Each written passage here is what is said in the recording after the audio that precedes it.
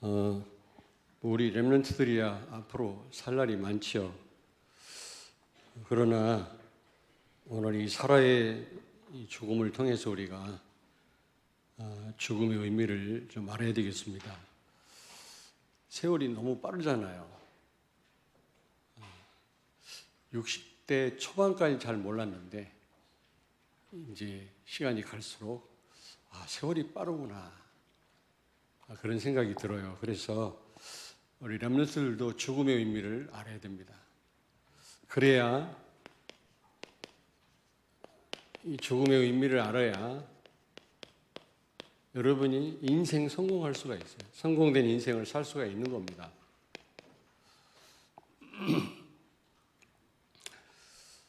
가치 있는 인생을 여러분이 살아야 되잖아요. 일생인데 한 번뿐인데 후회하는 인생을 사는 분이 한 분도 없기를 바랍니다. 이 사라의 죽음을 통해서 우리가 여러분 좀 죽음에 대해서 한번 깊이 좀 생각하는 시간을 갖기를 바랍니다. 그때는 여성을 별로 알아주지 않을 때거든요. 그럼에도 불구하고 이렇게 한 여성의 죽음에 대해서 구체적으로 설명했다고 하는 거 놀라운 일이죠. 한 번도 어떤 여성이 죽었을 때 몇 년 살았다, 나이가 몇 살이다 이렇게 언급한 적이 없어요. 성경에 보면.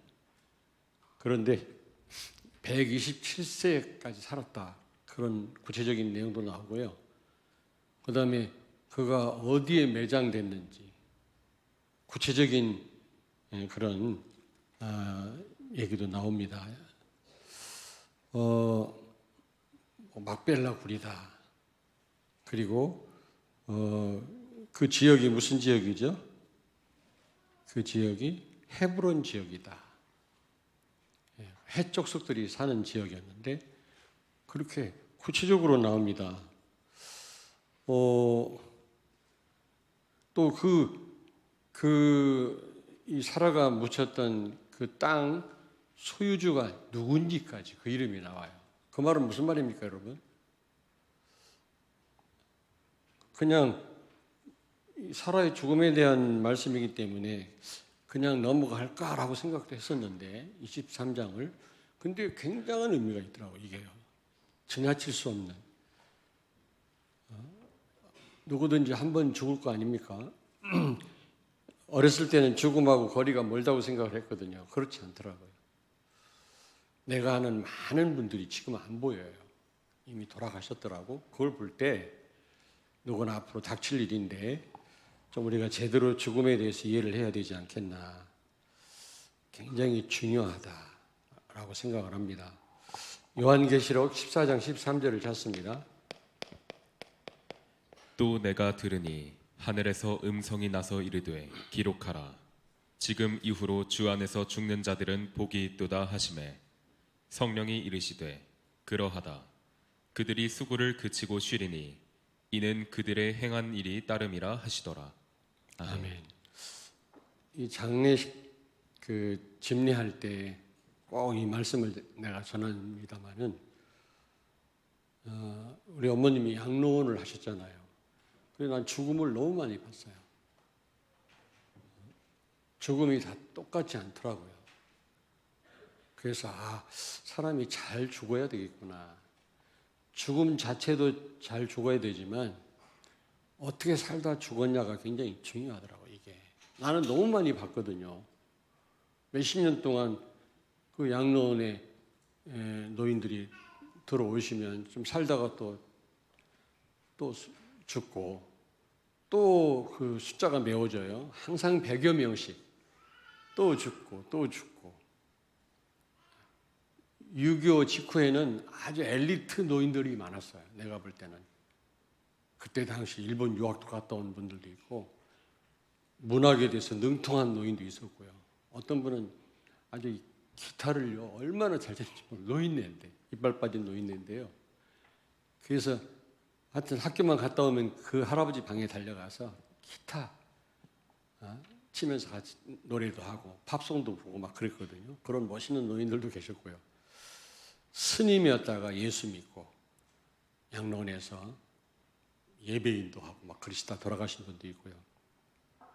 그래서 너무 많이 나는 죽음을 봤거든요. 그래서 죽음이 중요하구나. 이 오늘 창세기 13장을 보면서도 이 죽음이 너무 중요하다는 걸 다시 한번 생각을 해봅니다. 예수 안에서 죽은 자가 복이 있다. 여러분, 어떻게 사느냐도 중요하지만 정말 예수 안에서 죽는 것, 이것처럼 큰 축복이 없다. 왜냐? 영원한 안식 속에 들어가잖아요. 하나님이 계신 그곳에 가잖아요. 저는 분명히 믿습니다. 두 번째입니다. 그래서 이 살아에 대해 죽음에 대해서 강조한 것은 구원받은 하나님의 자녀 아닙니까? 마태복음 1장 1절에서 2절을 찾습니다. 아브라함과 다윗의 자손 예수 그리스도의 계보라. 아브라함이 이삭을 낳고 이삭은 야곱을 낳고 야곱은 유다와 그의 형제들을 낳고. 아멘. 아멘. 아브라함과 사라는 예수님의 족보 가운데 들어가거든요. 그의 혈통을 통해서 예수 그리스도가 오신 겁니다.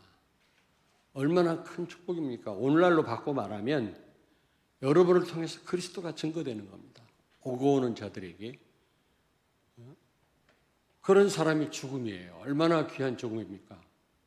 이 사람이 큰 권력을 갖고 일을 잘하다 죽었다. 그것도 귀한 거지만 그거하고는 비교가 안 되잖아요. 평생 복음 전하다가 죽었다. 이것처럼 의미 있고 가치 있는 일이 어디 있겠어요? 이 사라의 혈통을 통해서 예수 그리스도가 오셨다니까. 물론 예수님은 성령으로 잉태된 분이지만 그러나 그 혈통을 타고 오셨다니까. 얼마나 큰 축복입니까? 그러므로 이 사라의 죽음은 굉장히 의미 있고 가치 있는 죽음이잖아요. 맞잖아요. 장례식장 가보면은 어느 때는 막 차 파킹할 데도 없어요. 어느 때는 좀 한산하기도 하고요. 화장장에 자리가 없어서 다음으로 미루는 경우도 있고 많은 사람이 오늘도 죽습니다. 그러나 과연 정말 하나님 보실 때 가치 있는 그런 삶을 살다 죽는 사람이 몇 명이나 되겠나. 그런데 무엇보다도요, 이 렘넌트 이삭을 낳았다라는 사실이에요. 여러분 인생 마치는 날 여러분을 통해서 미래 살리고 시대 살릴 렘넌트가 만약에 한 명이라도 세워졌다. 이것처럼 귀한 일이 없거든요. 바울에 대해서 언급할 때마다 누구를 언급하죠? 다메섹 도상에 아나니아를 꼭 언급한다고. 바울을 말할 때마다 아나니아를 얘기한다니까. 하나님이 바울을 직접 회심을 시켰지만은 그를 양육한 사람은 아나니아였거든요. 바울을 진짜 바울 되게 한 분은 하나님이시지만 아나니아가 그 역할을 했다니까. 그래서 바울 이름이 거론될 때마다 아나니아 이름도 거론되잖아요. 얼마나 큰 축복입니까, 아나니아는. 여러분 통해서 여러분 하나님 부름 받을 때 정말 시대살 렘넌트들이 세워졌다. 어제도 메시지 나왔습니다마는 진짜 복음으로 각인된 렘넌트들이 여러분 주변에 있다. 아마 여러분의 그 죽음은 최고로 가치 있는 죽음일 줄로 믿습니다. 아멘.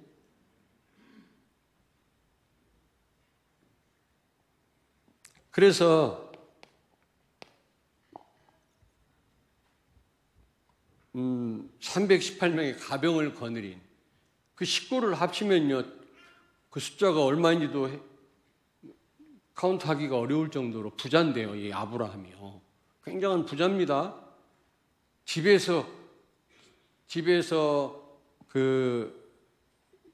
세워진 그런 군사가 318명이라니까. 그러니 그 딸린 식구까지 합치면 얼마나 숫자가 많겠습니까? 그 정도로 부자라니까.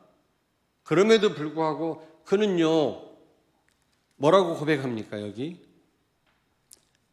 사무엘상 23장 4절을 찾습니다.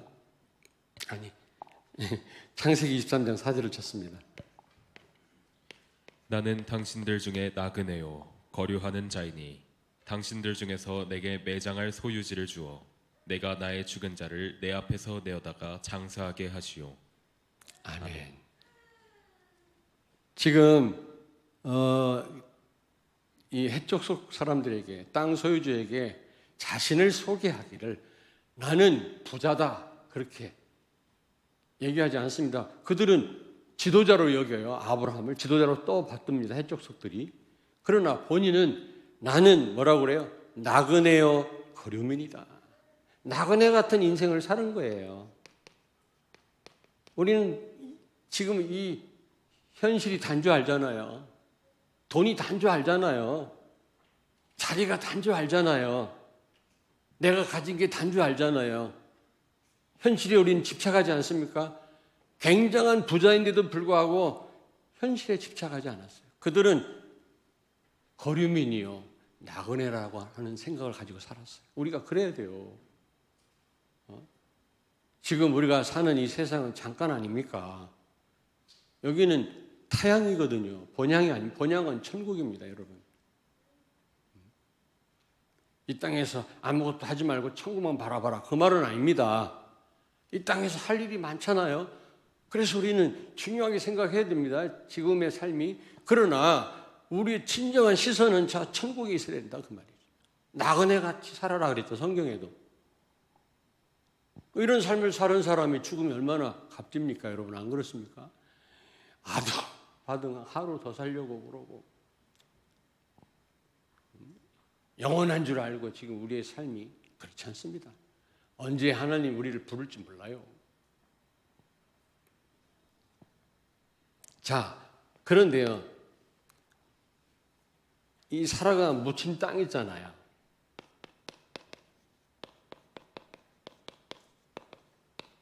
매장지인데요, 이 땅이 중요하더라고요. 죽음 자체가 중요한데 왜 그런가 했더니 그가 어디에 묻혔냐를 보니까 중요하더라고요. 이게 보통 중요한 게 아니에요. 진짜예요. 창세기 17장 8절을 찾습니다. 내가 너와 내 후손에게 내가 거류하는 이 땅 곧 가나안 온 땅을 주어 영원한 기업이 되게 하고 나는 그들의 하나님이 되리라. 아멘. 하나님이 가나안 땅을 약속한 거 있죠. 너희 기업이 되게 하고 나는 너희 하나님이 되게 하겠다. 다시 말하면 여러분, 이 지금 이 사라가 묻힌 땅이요, 가나안 땅이에요. 가나안 땅은 약속받은 땅입니다. 아직까지는 이 아브라함의 소유는 아닙니다만은, 그러나 그 땅을 샀잖아요. 일부를 샀잖아요. 이미 가나안 땅의 주인이라는 사실이에요. 세계 복음화에 대한 확신입니다.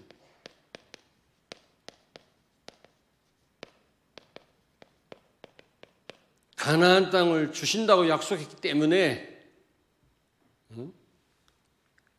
그 땅을 산 겁니다, 여러분.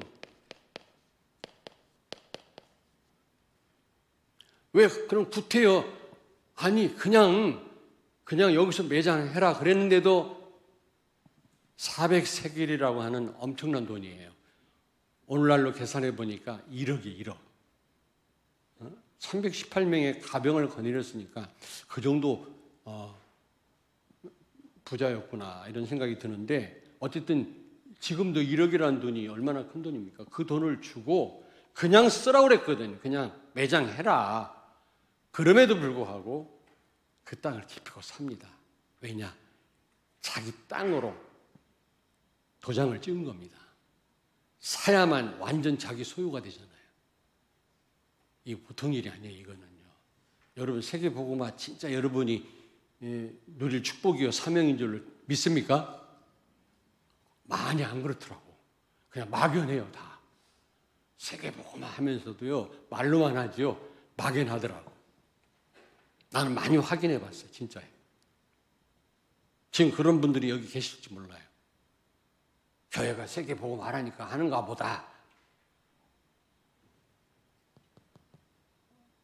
이 아브라함과 사라는 그렇게 듣지 않았어요. 하나님의 언약, 세계복음의 언약, 여기에 대한 확신이 있었단 말이에요. 가나안 땅을 주시겠다고 하는 언약 확실하게 붙잡고. 예레미야 32장 9절을 찾습니다. 내 숙부의 아들 하나멜의 아나돗에 있는 밭을 사는데 은 70세겔을 달아주되. 아멘. 아멘. 여러분, 이 놀라운 일이에요. 요셉은요, 자기 후손들한테 뭐라고 했습니까? 너희들이 엑소더스 할 때, 출애굽 할 때 내 해골을 가지고 나가라. 해골 들고 나갔어요. 출애굽에 대한 하나님의 언약에 대한 확신, 요셉은 갖고 있었어요. 근데요, 놀라운 일이에요. 예레미야도 그랬어요. 지금 바벨론 땅으로 지금 끌려갈 판이거든. 그 이스라엘 땅은요, 지금 갈대아인에게 완전히 정복당하고 그들의 소유가 돼버렸어요. 그런데 땅을 샀어요. 땅을 샀어요. 돈을 주고 땅을 샀다 이 말이에요.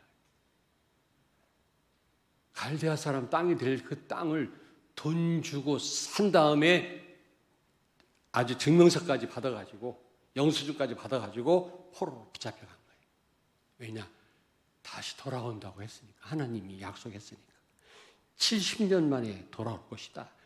그 말씀을 믿고 땅을 샀어요. 지금 포로로 붙잡혀가기 전에. 이런 확신을 가졌다니까. 여러분, 세계복음화에 대한 확신이 있습니까? 렘넌트들. 그걸 놓고 공부하라고 그랬더니 말로만 그러지 사실은요, 목표가 그게 아니야. 예레미야는 지금 포로로 붙잡혀 바벨론 땅 끌려가면서 땅을 사놓고 갔다니까. 왜냐? 나중에 돌아오면 자기 땅이 될 거니까. 하나님의 약속을 진짜 믿은 거예요. 아브라함이 왜 이 땅을 브엘세바인데 헤브론 땅을 왜 샀냐? 그게 가나안 땅이라니까. 왜 돈을 구태여 줬냐? 확실하게 하려고, 확실하게. 그냥 얻으면 나중에 우리 땅이야 다시 가져갈 수도 있잖아요. 돈 주고 해적 숙들 보는 앞에서 사인까지 했단 말이에요. 그러니 완전 아브라함 땅이 된 거예요. 세계복음화 언약 진짜로 믿었던 거지. 진짜로. 예레미야 32장 25절 찾습니다. 주 여호와여, 주께서 내게 은으로 밭을 사며 증인을 세우라 하셨으나 이 성은 갈대아인의 손에 넘기신 바 되었나이다. 아멘. 갈대아인 바벨론 사람들이거든. 그 사람들 땅이 될 건데 하나님은 예레미야한테 말을 합니다. 땅을 사라. 돈 주고 사라. 그리고 분명한 영수증 받아라. 하나님 말씀에 그대로 순종했어요. 예레미야가 자기 자기 친척에게 샀어요. 그 땅을. 왜냐? 앞으로 돌아올 거니까. 야, 왜 나는 아브라함이 왜 사라를 이 헤브론 막벨라 고래다고 왜 묻었을까? 왜 23장 전체에 이 여자의 죽음에 대해서 언급을 했을까? 그냥 지나칠 뻔했어요. 후퇴어 그냥 매장하라고 했는데도 해적석들이 왜 그 거금을 주고 그 땅을 기필고 샀을까?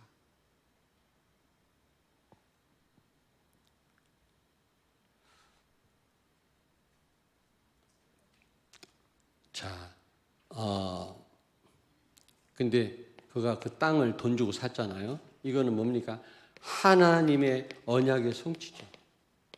물론 땅 조금입니다. 아직 몇 평 안 됩니다만은 그 땅을 샀다. 이미 하나님이 가나안 땅을 주신다고 그랬잖아요. 작은 부분이지만 그 언약의 성취란 말이에요. 이 아브라함의 이 지금 사라를 장사 지내는 데 있어서 이거는 단순한 사건이 아니라 하나님의 언약의 성취였다. 여러분 삶이 언약의 성취가 돼야 돼요. 창세기 23장 18절을 찾습니다. 성문에 들어온 모든 헷 족속이 보는 데서 아브라함의 소유로 확정된지라. 아멘. 아멘. 18절 보세요. 성문에 들어온 모든 헷 족속이 보는 데서 아브라함의 소유로 확정된지라. 이제는 다시 땅 달랄 수도 없어요. 돈 주고 샀으니까. 완전 아브라함의 소유에. 세계복음화 여러분 그 언약을 완전하게 붙잡길 바랍니다. 여러분이 누릴 축복이란 말이지. 하나님 여러분 통해서 성취하실 축복이라고. 그냥 막연하게 세계복음화 말로만 세계복음화 할 수 있겠냐.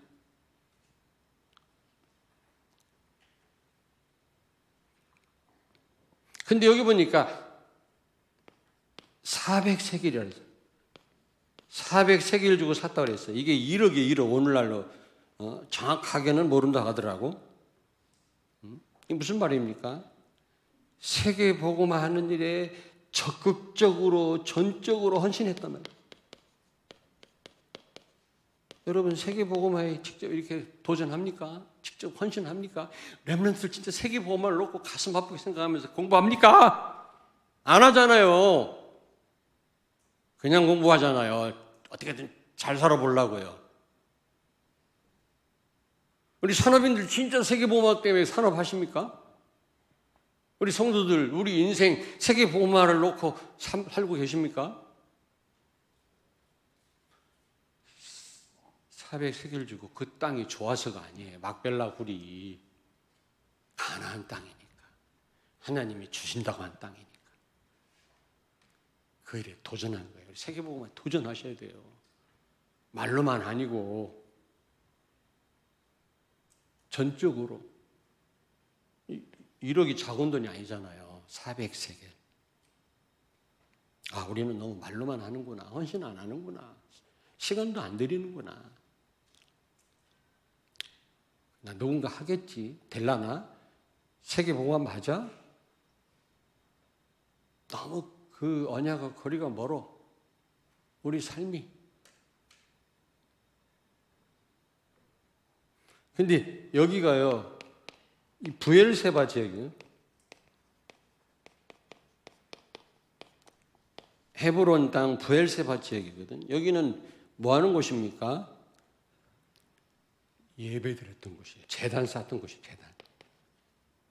아브라함이 늘 제단 쌓던 지역입니다. 그 지역에다가 무덤까지도 거기 그 지역에서 무덤까지도 거기 매장지를 거기 찾았다니까. 그러니까 매사에 예배를 중시했던 겁니다. 매사. 가장 중요한 게 뭐죠? 첫째도 예배, 둘째도 예배, 셋째도 예배, 넷째도 예배, 100번째도 예배, 1000번째도 예배, 예배, 예배, 예배. 옆에 있는 분한테 말씀하세요. 예배가 최고로 중요하다.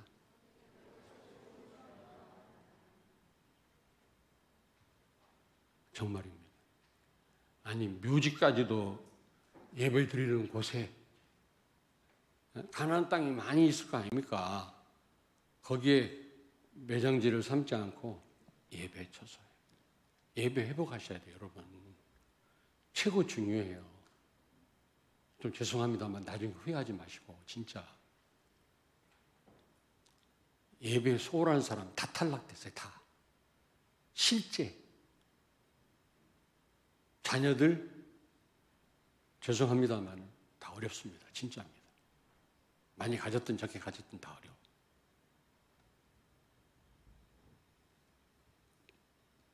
아니 어떻게 매장지까지도 재단을 쌓던 곳에 잡았을까? 자 그렇다면 우리는 어떻게 되겠냐? 우리는 여러분 우리 인생이 길든지 짧든지 우리는 몰라요. 누구든 그렇게 장례식장에 가서 조문을 하지만 언젠간 이런 시간표가 나에게 온다라는 사실은 잘 실감을 못하는 것 같더라고. 나부터 맨날 가서 집례하고 설교하면서도 실감을 못할 때가 많아요. 그러나 여러분, 이 내세를 생각하셔야 돼요. 내세에 대한 생각 가지셔야 됩니다. 그 말은 우리가 소망도 가져야 되지만 그렇잖아요. 우리는 영원한 안식이 있잖아요. 그러므로 우리는 소망도 가져야 되지만 베드로전서 2장 11절을 찾습니다. 사랑하는 자들아, 거류민과 나그네 같은 너희를 권하노니 영혼을 거슬러 싸우는 육체의 정욕을 제어하라. 아멘. 우리를 향해서 뭐라 그랬어요? 사랑하는 자들아, 나그네 같은 너희가. 그랬어요. 우리 나그네예요. 나그네 같은 삶을 살아라.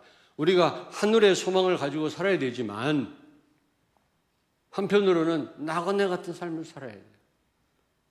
이 세상에 너무 생명 걸지 말아야 돼요. 너무 집착하지 말아야 돼요. 하늘의 소망을 둬야 돼요.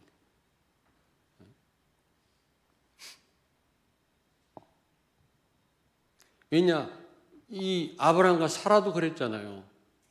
해족속 앞에서 고백하기를, 해족속들은 당신은 지도자라고 그래. 지도자니까 마음대로 땅을 쓰세요 그랬거든. 그런데 본인은 뭐라 그랬어요?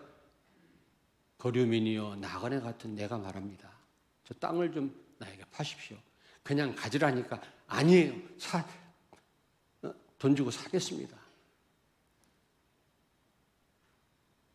확실한 언약에 대한 확신이지. 언약에 대한 확신.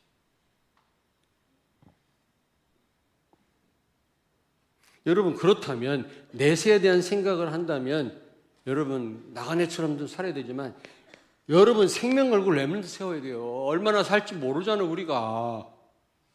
다음 세대 복음 전달이 끊기면 안 되잖아요. 다음 세대가 망하면 안 되잖아요. 재앙이 오면 안 되잖아요. 이걸 막을 렘넌트를 세워야 된다. 그랬더니 목사님이 다른 동기를 가지고 그런다고? 아휴, 머리가 그거밖에 안 돼요. 어제도 렘넌트 각인시키라고 그러잖아요. 공무원들 각인. 우리가 언젠가는 하나님 불러면 갈 거라면 생명 걸고 계속해서 복음 전할 렘넌트 세워야 되잖아요. 안 그래요?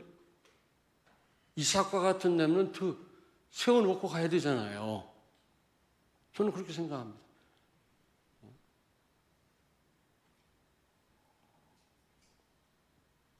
우리가 천년 만년 살 것 같으면 뭐 그렇게 렘넌트 신경 안 써도 됩니다. 그러나 우리가 살아봤자 얼마나 살겠습니까?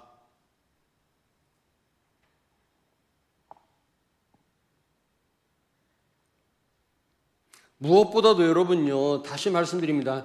이거 세계복음화에 대한 확신 가지셔야 돼요.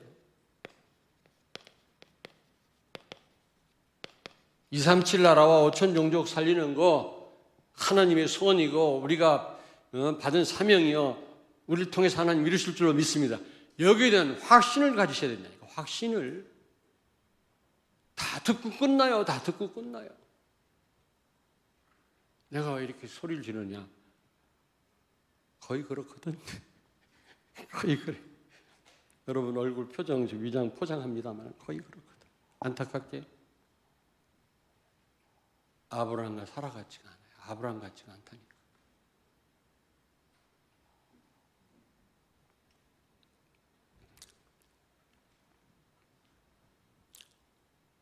마태복음 13장 44절을 찾습니다.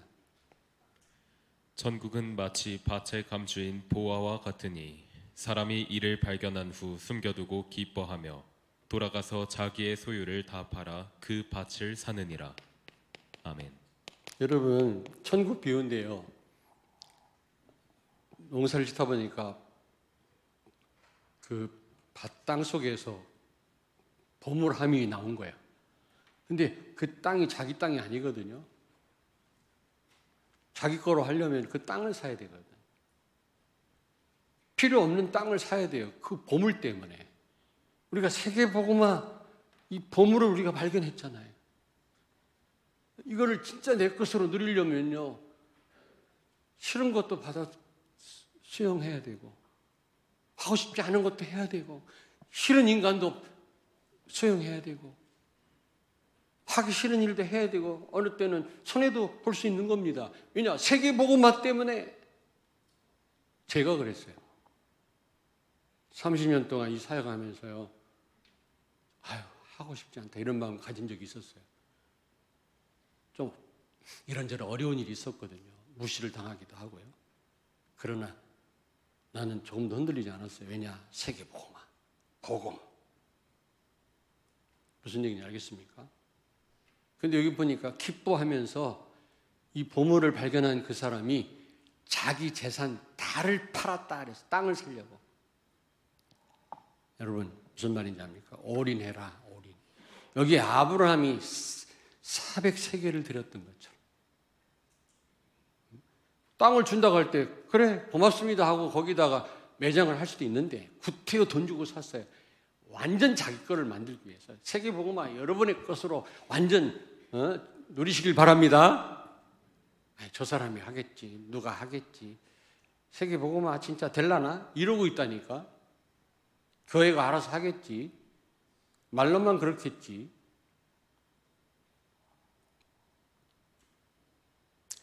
고린도전서 3장 8절 9절을 찾습니다. 심는 이와 물 주는 이는 한 가지이나 각각 자기가 일한 대로 자기의 상을 받으리라. 우리는 하나님의 동역자들이요 너희는 하나님의 밭이요 하나님의 집이니라. 아멘. 우리는 하나님과 함께 일하는 동역자예요. 진짜 되게 하는 분은 하나님이시지만, 그러나 하나님이 하시는 일의 동역자라니까. 세계복음화 누가 하시는 일이죠? 하나님. 그러나 이 일에 우리가 쓰임받아야 될 거 아니에요. 하나님과 함께. 아브라함은요 400세겔을 드렸다니까. 그냥 준다는데도 그걸 마다하고 땅을 샀다니까. 확실하게 했다니까. 확실하게 여러분 세계복음화 축복 누리시길 바랍니다. 도리뭉실하게 그냥.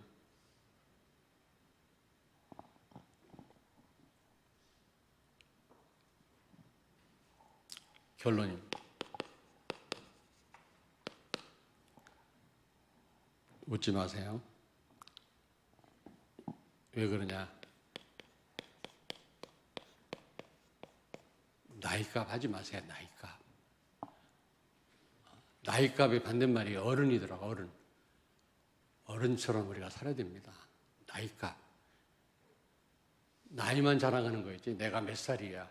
당신 몇 살이지? 성도님 몇 살이? 누구 만나기만 하면 나이부터 물어보는 사람이 있어요. 왜? 나이로 누리려고. 나는 당신보다 나이가 2살 더 많아. 옆에 있는 분한테 말씀하세요. 나이값 하지 말고 어른이 되십시오.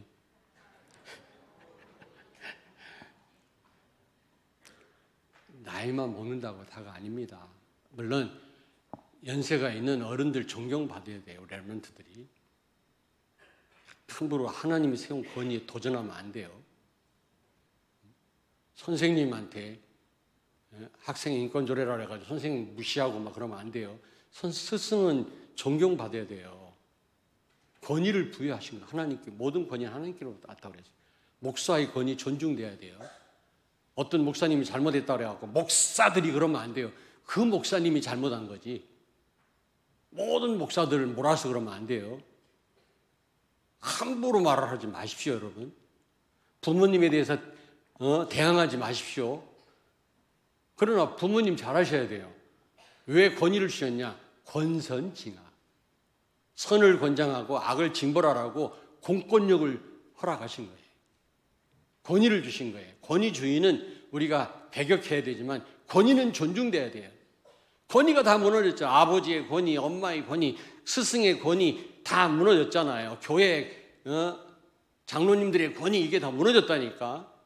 그러면 안 돼요. 하나님이 다 세우신 거예요. 그러나 그 권위가 답니까?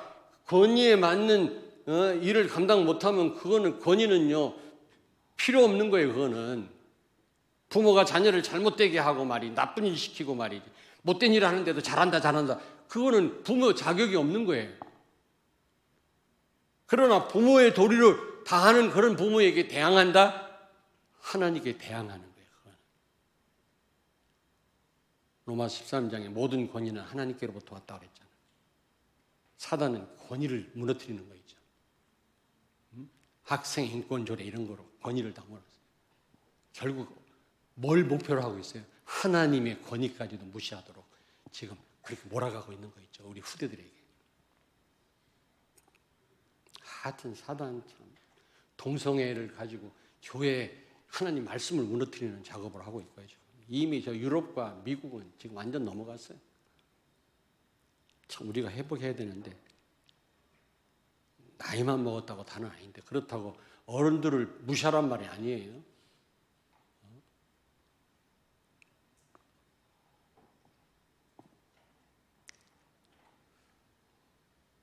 그래서 여러분들은 사라와 아브라함처럼 그런 인생 살기를 바랍니다. 그래야 성공된 삶이야. 가치 있는 삶이 되는 거, 의미 있는 삶이. 도대체 뭐가 의미 있는 삶입니까? 저는요, 이 창세기 23장을 깊이 묵상하면서요, 그렇구나. 나는 그냥 넘어가려고 그랬어요.